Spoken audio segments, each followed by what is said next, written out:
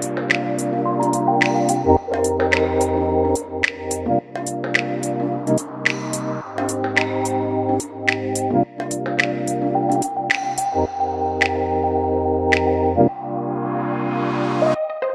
guys, okay, welcome back to our channel. As you can see, we're back at the Elm Street project, and I wanted to take my time to just bring you into probably one of my favorite, not only my favorite design, but one of the favorite features of this house. It's the bathroom.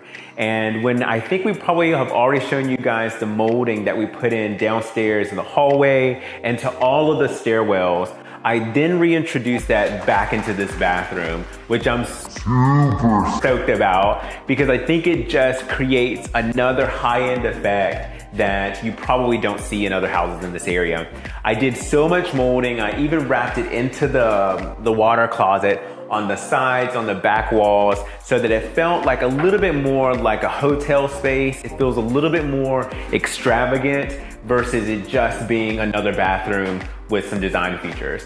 We also reintroduced the arch. I just kind of softened it slightly so that once the tub goes in, it's really gonna frame itself out. I'm sure as we show you the B-roll, guys, it's not finished. There's so many things that are still left to be done. The mirrors, the lights have to be hung in the right location, all of the countertops and the plumbing. But I just didn't want to miss the opportunity to show you guys what this looks like now versus what it's going to look like when we're finished. Even this massive shower, once we get everything done, we'll be sure to show you guys some of the finished features.